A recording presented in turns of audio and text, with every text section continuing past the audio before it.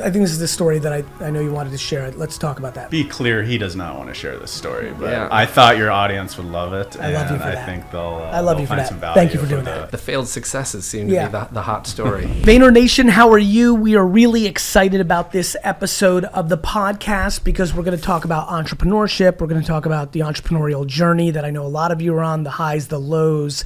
But we're going to talk about one of my favorite subject matters. So before I introduce these two great guests and what they're up to, I have to give a huge shout out to Jordan Syatt, who was my trainer for 3 years. Mike Vacanti introduced me to him. Mike Vacanti's now back in my trainer. They put out a book recently. By the way, I should have given that a little more love.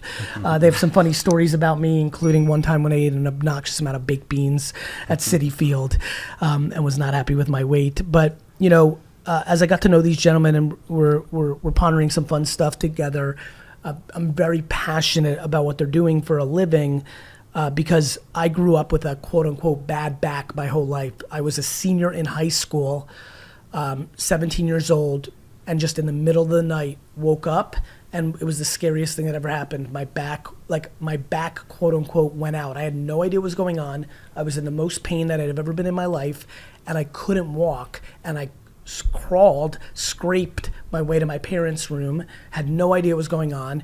My family's very old school, Eastern European Russian, so it was basically like, just take this Tylenol, go to sleep. There was no I mean, the amount of compassion kids get now compared to what I got is like people get a splinter and get 10 times more than I got. I just want to remind everybody, I could not walk. It's 3:30 in the morning. My mom's like, here's some Tylenol, go to sleep. Here's the funny part. I didn't go to school that day because that they had compassion for. I wake up and I'm perfect. I wake up at like 10:30, which is cool because I couldn't sleep for a couple hours. I wake up, I'm perfect, as if it didn't happen. I have no idea what happened. My mom then says she has to run an errand and I go with her. We go to the Phillipsburg Mall in New Jersey and the huge sign at the Phillipsburg Mall says, baseball card show today. My mom looks at me and thought I made it up to trick her so I could go to the baseball. But that day became the journey of what became a 20-year journey before Jordan Syatt came into my life and taught me about my QL, taught me about the stretches, taught me about soft tissue, did the work. And for years and years and years, I've done the work and my back is in by far the best shape it's ever been in. Ironically, I've started playing basketball again. We played a lot of basketball over a 2-day period and I actually tweaked it for the first time ever. And by the way, this morning, instead of the chest workout I had, Mike Vacanti and I did 45 minutes of soft tissue rolling against it. So this is very intriguing timing because what I also learned, and I know I'm doing a huge intro, but I really want to go there because I think a ton of you are going to want to know about and talk about what we're talking about here. When COVID came, I wasn't doing as much as my regular stretching. I was in my house. The non-gym setting didn't have me do my warm-up as much. I was kind of doing the Bowflex thing, just like all weights. I was focused on it. And I really felt the effects after 18, 24 months. And when I was talking to Mike and even occasionally Jordan, it was funny. I thought it was the lack of stretching. And then the conversation that we're about to get to really started to hit my radar when Mike said, it's the sitting. And that really, really triggered me because where I got caught was I wasn't sitting a lot when I was 17, 16. Mm-hmm. And so I never associated my injury with sitting. What I, in hindsight, do understand was starting at 22, because I was building a .com, I sat an enormous amount and I reinforced my issues in all those years of sitting. I'm setting that up.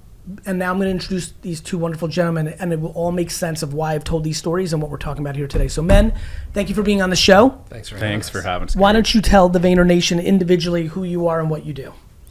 Yeah, my name's Eric Murphy. I'm one of the co-founders and CMO of Anthros. And I'm Steve Dufresne. I'm one of the co-founders and the inventor and CEO of Anthros. Wonderful. So now, to connect the whole thing, why don't both of you, whoever wants to take the mic, tell the story of what is Anthros? Go for it, Murph. Yeah, I would say just at a very high level, we are the company that set out to create the most comfortable, supportive office chair the world has ever seen to help people with pain and maximize performance. So at a very high level, that's the outcome we're trying to produce. And why do we have the authority to make those wild claims? we worked with the disabled population and worked with people in wheelchairs for the last 20, actually 70 plus years As a collective team.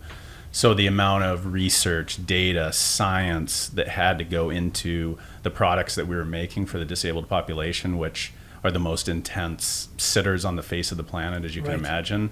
It wasn't just about comfort or discomfort. It was about, in some cases, life or death, right? If you have the wrong equipment and you're sitting in your chair all day long, every day, that's a huge deal. So for us, what we have is just a different way of seeing sitting. And we may not be experts on a lot of things, but we can sit here today and say that we know sitting better than 99.9% of the population. So that was an eye-opener for me. Of course, I had friends who started standing desk startups, so I had a lot of thesis of it. But I think for anybody listening, no question, the last 10 years, you started hearing like sitting is the new smoking. It was a thing I've heard in different business settings. There's been a bigger conversation to health and wellness over the last 30 years across the board. Mental health, physical health. Like, I don't even recognize popular culture. It's wonderful. Like, just the way what people are putting in their bodies, how we're thinking about it. And it makes sense. Like, I never thought that this would be the way I would look at 47 when I was 15, because 47-year-olds just didn't take care of themselves the way we all do. And I'm not even I'm like solid, but like there's people really looking crazy at 50 and 60 and 70. And so this is just great. This is why we're living longer. It all makes sense. But what are the things that we're missing? Let's start with sitting for a second, because I'm fascinated by it. What are the misconceptions? What are the realities? What can you share with the audience about sitting? Yeah, anecdotally, for instance. The big one, sitting is the new smoking. Man, that one really chaps us going, it's not that bad, actually. And if you look at the evidence, standing is the new smoking, not sitting. Tell me. Standing is more detrimental for your spine and your body than sitting. Because that motherfucker gravity? If you dissect the human body and you dig in and you got to turn on every muscle. So this is interesting to me. Are you saying, hence why you're doing this startup, are you saying that your chair, based on what you're about to tell me next, is better for you than a standing desk? Yeah. Why? When you stand, sure. Yeah, you'd think. That's hot. But I'm standing's important. right now. Standing is important, right? It is. Both are very important. Of course. And one's not better than the other. It's like everything in life, right? We would like to start with the asterisks. One alcohol, is not better than the other. If you misplay it, is bad. Yeah. Alcohol not misplayed is solid. Go ahead. Both played equally as important. So with the asterisks, fair enough. When you stand, you turn on every muscle in your body to stand up, especially if you're going to stand properly. Yes. A lot of muscle chains on. Yes. And you can only exert that much energy for so long before you lean on the desk. Makes all the sense. 2 arms on the desk. Then you slide the laptop forwards even more, and you lean even farther, and now you're sitting with in a bad back position, and then you're crossing a leg, and you're leaning this way and that way, and you're really not doing what you really set out to do with the standing desk. You know what's so funny, brother? You know what just happened in my head when you were saying that? So cliche to things I believe about human behavior. The individuals that are most excited about getting a standing desk oftentimes are looking for the hack that works for them, which also then means that they aren't as interested in putting in the work to build up all the muscle that they would need to actually get the advantage of a standing desk, because the amount of muscle that one has to create to actually take advantage of like not being fatigued over a period of time and standing is like, it's like this fucking dude. I know there's some good shit under that shirt. I can tell. I see it from a mile away. I know it's good. It's like you got to be like that to actually like do something, right? Yeah. Yeah, because if you're standing incorrectly and you're doing that 8 hours a day, all of a sudden that you're just adding strength to dysfunction. Right. So then the hypothesis becomes, cool, since we're going to sit anyway, that's interesting. Okay, keep going. But I would say the second part of that is performance. So we look into the research, we look into the data, and when you are standing, you, conscious or not, you're hijacking some of your ability to focus on what you're working on. So when you're sitting in a chair that supports your body, you can shut off your muscles, you can relax, then 100% of your attention is going to what you're focusing on. So I think it's from both a pain and injury perspective, but also just a performance perspective. This is an interesting question. I'm curious what you're going to say. From a standpoint of like, it's leg day, it's ab day, it's like, right? Like that whole thing. Is there a regimen for certain people that would be nice for them to do a mix? Like, is it good to sit in this chair 5 days a week, but 2 days a week do the standing desk? Like, I think it's a shorter time frame than that. It's like, why don't you sit an hour and stand an hour, sit an hour, stand an hour, sit an hour, stand 20 minutes, or maybe not an hour of standing, maybe even shorter window of standing because you fatigue faster. So sit an hour, stand 10 minutes, move around, then sit down again. But sit well. Yeah. Don't slouch.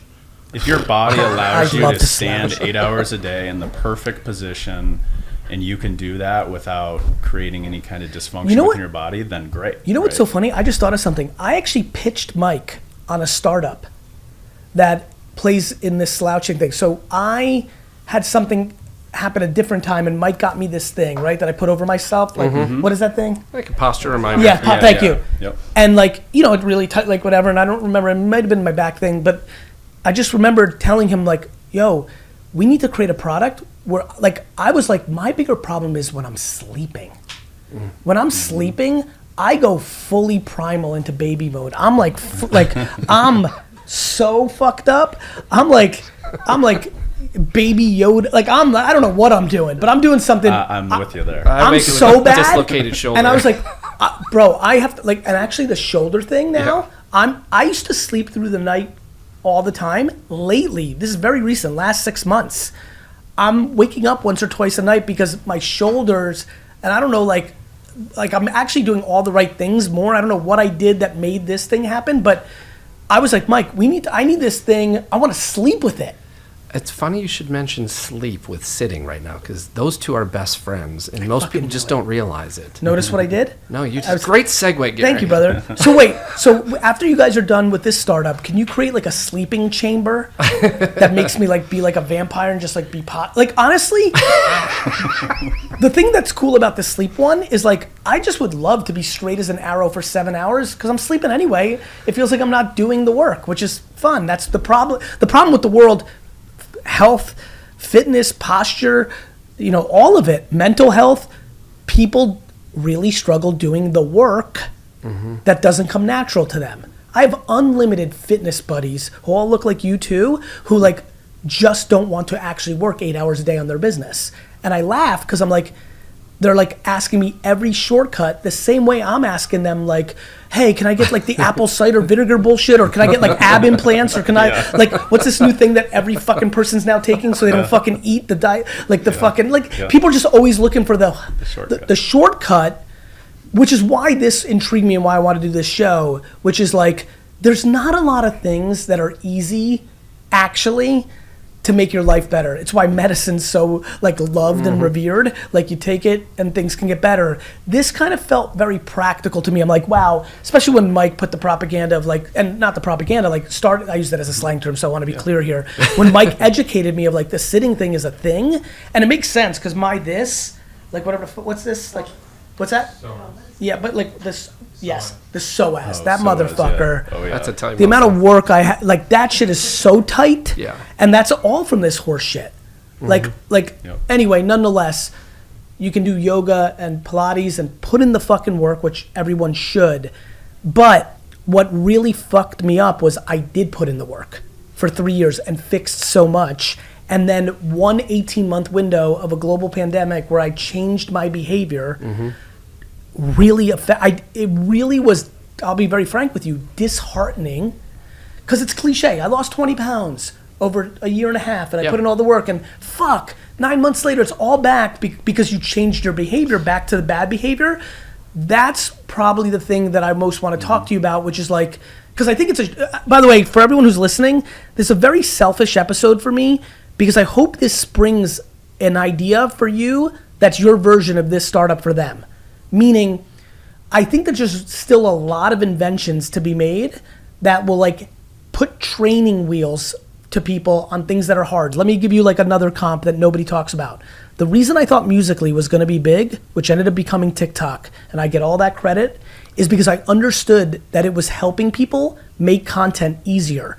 That if you look at what happened with social media over the last decade, the tools now between green screen this and filter that and music this and split screens that, it's become a production infrastructure. It's an Adobe suite that helps people that couldn't do what I did, which was like, you just had to go and talk, and that had to carry the day. So I love this concept of training wheels, things that make things easier. this chair really helps everyone, but someone like me who's really emotional about his back pain over the last 20 years, it's like really an interesting product. And I'm sure a lot of other people out there, A, are going through this, but then B, to be honest, because I know my audience here, I'm hoping this episode inspires them to do their startup that helps people do something they don't want to do. Speaking of inspiring, tell us about the adversity story. Oh, I'd love to, but I'd like to touch quick on something that Please. you said, the posture trainer Please. thing. And sleeping and tie it into the mattress and posture training. Yes. And that's exactly what a chair that fits Should you do. right can do. This can help you sit up better. Actually, let's talk about the chair. We're kind of like yapping. Like I have this whole my own agenda right now, which is I'm hoping somebody invents something so profound and they say my podcast did and I get all the credit.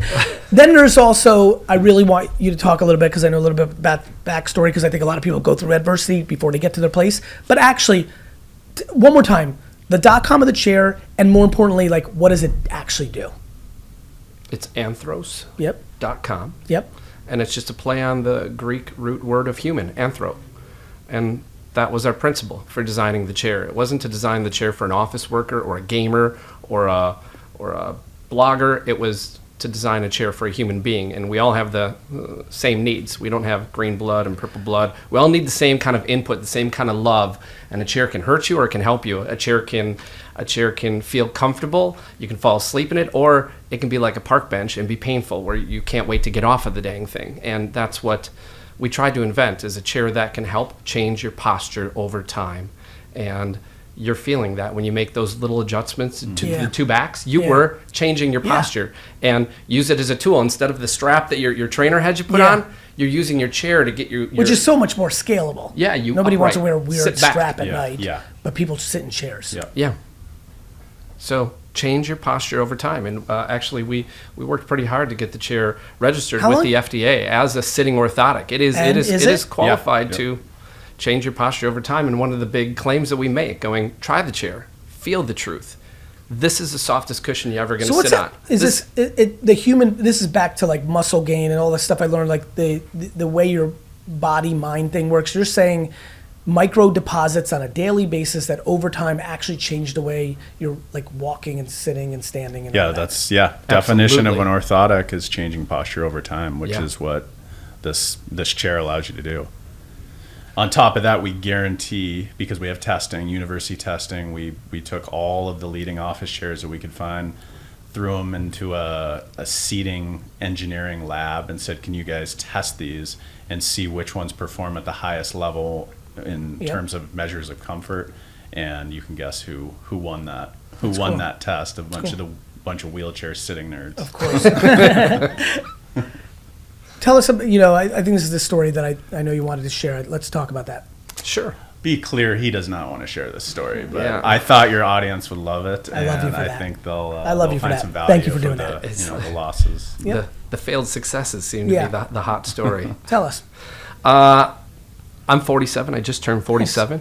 Yeah, and this is literally the anniversary. 20 years ago, I was 27 years old, and I started a business bringing a power wheelchair to market with a really unique feature on it that kind of raised the seat up 22 inches.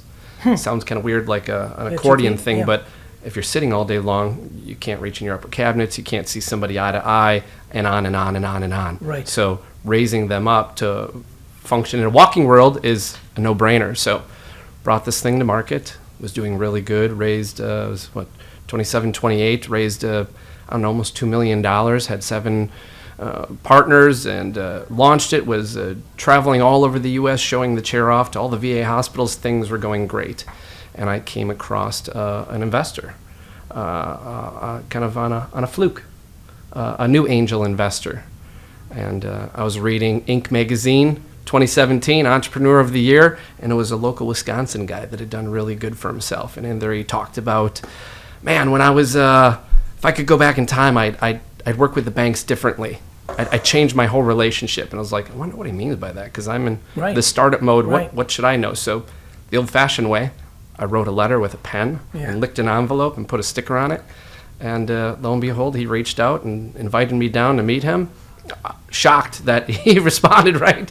The guy's a billionaire. I didn't think he'd give me the time of day, but he's the kindest guy I've met in the business world. So rode down there, met the guy, shook his hand, told him my story, and in 1 hour, that was it. I wanted him to be a part of this business, and he wanted to be in and buy everybody out. And what can I do for you? What do you need right now to keep winning?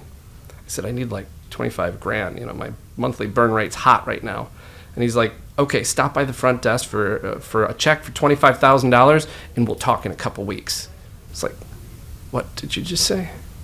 You don't even have my home address. I don't even know if you have the spelling of my last name. You want to give me a check for $25,000 on a handshake?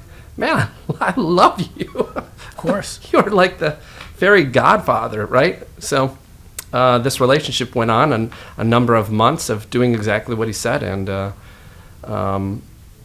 the story goes that literally you learn the no deal's done until it's done, right? That simple little adage. Yep. Literally a handful of days before the contract was signed by both of us, he was buying all my partners out and going to move down by him and, you know, ride off into the sunset. Yeah, with this power wheelchair, and we're going to change lives with a billionaire backer. I mean, how much more can you ask for in your early 20s? Yeah, early 20s. So it wasn't 2017, it was 2000. Yeah, I was 27. Yeah, I was listening carefully. That threw me off for a half a second, sorry. but I thought that's what it was. I just want to clarify it for the audience. So here you are, here's someone who gave you 25K kind of blindly. Like it's everything's checking the boxes. Yeah, it's the a dream's known coming individual. You're literally within the week of him buying out the rest of investors at the same valuation or an inflated valuation. It was going to be inflated. They're exactly going to be good. right. And got a phone call saying that he had a tragic death out of the blue, right? You know. Oh, so this was setting up as like, it was funny the way you were selling the story. Like I thought you were building up the drama of like this was the nicest guy, but it wasn't the nicest guy. Oh no, he's the nicest guy in business that I ever met. Like, you want to talk about the definition of philanthropy? That is this guy. I almost jumped in and said, right, if it's too good to be true, it is. That's why you didn't say that. Holy shit! Yeah, You're a week away from this thing, and this gentleman passes away tragically. Yeah, and we mentioned it was 07, right? So I'm going into 08, January of 08. Right, the whole world changed. The whole world did change. And just like maybe it's happening now. And that burn rate was still there. Right. And he owned like 30 other companies. And, wow. It's just fate. You can't change fate. It was meant to be. Exactly. So hard to swallow at 20. Hard to swallow, yeah. Especially when you felt like you were the top of the world, right? A day before. And now this it's goes gone. very into my thesis of like gratitude for like you just don't know. Like seemingly like Yeah, you don't know. How long did it take? This is very. Thank you, by the way, for making him share this. Real talk, because the answer might not be even now. Like, how long did it take you to comprehend that, to get to a place where you could say it was just meant to be, versus like, how did this happen to me? What are the odds? All that stuff. Oh, that's. Sorry to interrupt. Can you slip in the quick little story of the moment where you kind of had this is the worst moment. Can you tell the worst moment of the story, Steve? It's kind of the bottom moment where you look at your life. How old was this gentleman when he passed? Maybe 60. That's terrible. Okay, go ahead. Okay, so this moment happens, right? And it only takes a handful of months to go by before they 6, 7, 8 months go by, and they're like, sorry, we're liquidating all of his companies unless it dealt with the main company, and yours doesn't qualify as one of those. So now I've been, I don't want to say strung out, but the burn rate was going, the deal was done, but it's not done now, and now I'm in like June, July of 08 looking for money. Okay. And my existing partners were mortgage bankers, builders, all in the wrong trades, basically, to keep funding this company. So I was done. I was just, my goose is cooked. So I was the managing director of the LLC, and as you know, all bankruptcies slide through that individual. So I took the loss, as did my wife at the time, of the business failing, and that was a lot of strain on us, and that was the end of the relationship. So the divorce kicked off at the exact same time as this, and now I was asked to turn in all my assets, right? So this is the moment that is the tough one. It's drive your vehicles down to the auction, please. Okay. So I drove the first one down and was very embarrassed back then. I was kind of down and out, so I hitchhiked my way back home. Took about an hour or so. Got back home and thought that was stupid. I got a better idea. I'm gonna put this moped in the back of the other vehicle, and I drove the other one down to the auction and pushed the moped out, and thought, okay, it's normally an hour drive on the expressway, and I've got to take all these country roads in January in Wisconsin with, my best coat and pants on that I can, and a snowmobile helmet and no goggles, and, looking like a nut job. Who's riding a moped in January in Wisconsin to begin with, let alone crying the whole way home? Dustin would love it. Yeah. It's into that shit. Just literally crying the whole way home. I mean, the crocodile tears, Yep. freezing to Yeah, your you're face and chipping them off. And especially when your brain, 3 weeks earlier, I don't know the timing here, but like how many days earlier you think it's completely on the other side of the equation. yeah, it happens so fast. Yeah, and then you get back to the building. It's like, well, I don't have a place to live, and all that I have left in this building is a pallet with like 6 bags of clothes on it, 2 speakers, my gas grill, and my yellow lab. Happy to see me. Yeah. And the dig back question is easy, and you say it all the time. You don't have much time to feel bad for yourself when you start getting hungry. 100%. No job, no checking, no savings, no bank, no cars, no house, no place to stay. You're homeless. It's just you and your dog, and you're hungry. So what did you do? You hustle. You take any job Where'd you you can stay? get. I'd couch surf at some friends' houses. Started far and narrowed it in. You can only do that for so long, Of too. course. And there's no job that I wouldn't do. Of course. Clean gutter, clean up poop, Yeah. Whatever it pressure took. wash, Yep. put a floor in. What do you want done? So for 2 years, I just hustled. And then what happened? And then what's really interesting is that, happen? yeah, what was supposed to happen. The interesting thing is, you could say that I was a little bitter than like this wheelchair thing ruined my life. Okay, there is some of that. Of course. You're a young man at this point. Yeah, Like ruined my life. someone in their late 20s. This is why I talk about all my content. Like when you're 29, you're not going to walk around Earth with a 47-year-old, perception. You're not going to walk around Earth Yeah. with a 74-year-old perception. You're definitely in like that place. 29, 30, a And little bitter. you know where there was literally a comment today on my social. I don't know why it triggered me so much. Literally, it's what I get all the time. Oh, I know what it was. There was a very, very, very viral video from me years ago of me outside saying this could be the last Monday of your life. You could have been a bust. It went very viral at the time. For a lot of people today, it's still to this day, it was the first time they ever saw me because it was when Facebook fan pages were going, and we reposted on Instagram for the first time in forever. And literally I was just looking at it this morning, like 24 hours later, just kind of reading some of the comments. And someone's like, yeah, but like not really, because like I am lost. I'm 25 and all my friends are doing X, Y, and Z. And the thing that I always find interesting is, especially at 28, 29, 30 fucks up everyone under 30 in such a wild way. Every single person, 17 to 29, has this crazy bad relationship with 30. As if it's like, I'm 47 and I'm like, 30 is a child, right? Yeah. And the world's younger now, and a lot of people do like live more child life at 30 than they did back when everybody was getting married at 20 and would have 10-year-olds at 30, just 2 generations earlier. But at that, back to your story, because we're of that same age, like not only were you struggling those 2 years, some of your high school friends and some of your acquaintances and cousins and friends really, quote unquote, had their life figured out already. Oh, they did. And that really fucks with people. Yeah. That's where people get really right. People get really down on themselves, especially when, and this is why this story is so important. Thank you for making me share this, because this is good for my audience.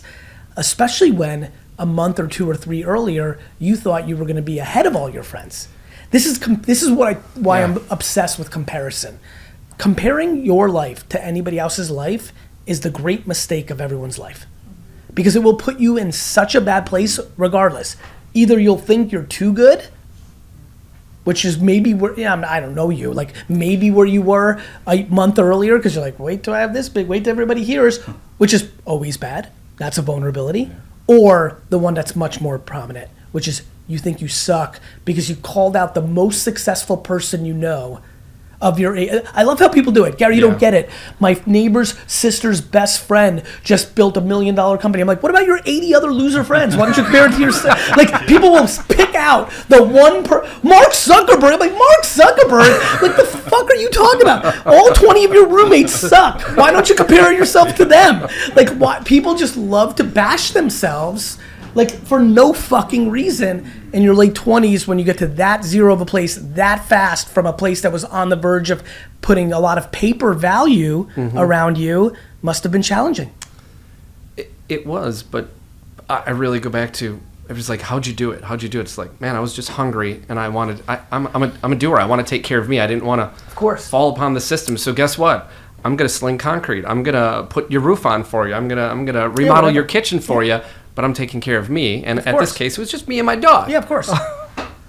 How did you? So what happened next? How'd you get to this point? That's a quick transition. Believe it or not, after 2 years of just side jobs, hustling, just staying alive. I mean, literally, the company when I was making this power wheelchair, I designed everything but the seating. I bought the seating system from another local company. Okay. Called the Comfort Company. Okay. And this company reached out to me, 2 years later going, hey man, what are you up to? You're not doing the wheelchair thing anymore, are you? I'm like, no, I'm not. Why don't you come work for us? I'm like, interesting. No. Wheelchairs ruined my life. No, thank you. Oh, no shit. At first, it was a solid no. You were still there. I was, Yeah, so you want to know how long? I can tell you 2 years later, apparently I was still a little bitter because I said no to him. And literally, the weird part is I got in the car, politely told him no. Hey, man, thanks for the offer, but I'm going to find something else to do. Wheelchairs, man, I'm a gig. I get maybe 2 blocks down the road, and I had the most thermal, nuclear, emotional blow up out of nowhere. I had to pull the car over, and I had no clue why. And it was more like, how dare he make me think about wheelchair people? You were mad. I can't believe that he's trying to make me come back into this thing. No, it ruined my life. And then, 2 weeks later, after telling your friends and family, they're like, you're an idiot. This is who you are. You love this. It's who you were meant to be. Just go take the job and get your ass back in there. And? I did. And? They saved me. And then I got back into the wheelchair community again, serving them. This time not with power chair. Now it's with seating. How did you go all the way back? How did you first get into the wheelchair community before? How did you invent that? Like, what was your first experience with it? That's a quick one. My Uncle Bob, has a disability. I've grown up around it. He's been in a manual chair, power chair his entire life, and he is an entrepreneur. He owns a landscaping company and climbs on and off tractors and skidsters equipment. And if you saw him, you'd go, I cannot believe this guy does this. So you want to talk about the definition of tenacity? It's Uncle Bob. Yeah. I love fucking Uncle Bob. I saw this chair that goes up and down, and I was like, man, if Uncle Bob he had one of those, or anybody like him. Scratching your own itch for is just like profound. All right, we're gonna run out of time. What did we not? We didn't get. That was, by the way, you should not do this chair business, and you should be a professional storyteller because that was extremely good. Yeah. Now CMO, I know why you made him do that. I was like, why? Like, that wasn't for the audience. That was putting him in the platform of what he should really be. Why does everybody want this story? Yeah. I just want to sell chairs. I did this story. You're a very, very good storyteller. That was really cool. So actually, because I'm going to get rushed out of here, like what didn't we touch on that you thought of? Like, I obviously wanted to talk about, like, first, I'm like pretty sure before I die, I will have a soft tissue business because, not to the level of the emotion I think comes with an Uncle Bob who's in a wheelchair, but like my back was foundational in my life for 20 years. Like I didn't sit on a certain side of airplanes for 15 years because I knew if I fell asleep that there was a chance it could lock. Yeah. Right? So like it was a real part of my life. Like, really, it's amazing what you'll just accept. I was just like, that's my life. I have a bad back. And it was just like so solvable through just tissue work and stretching and like strength. And it's just like, I'm like, wow, fuck. And this is why I'm so passionate about this single podcast. The thought of like, at some level, you guys care quite a bit if people get this chair. I'm just trying to get people educated, my audience, about like the chair thing. And like, yes, of course, it'd be awesome if they get excited about this. But like, I just want people to know. Yeah. It's kind of like in the 70s, I'm sure someone was like, this cigarette thing is not as good as people think. Like, we should talk about it more. Or like the things we're going through now. Like this, the way we're sitting is a real thing. Absolutely. And like really matters. What do we not touch on in the last 2 minutes here that we should touch on? Anything stand out? We could probably tie that into, go right from the comfort company thing. Now that's, we could just jump into how'd you do seating. We did seating for 10 years, right? And you guys met where? We met at that seating company 15 years ago. So oh, you were there? Yeah, he was always product side of things. I was marketing, and so we brought products to market for the last 15 years together. So you guys have known each other that long. Oh, yeah. That's awesome. Yeah. At what point did you know you guys wanted to work together? Like in a different capacity? Yeah, I mean, I think, that was probably 10, maybe 8 years ago.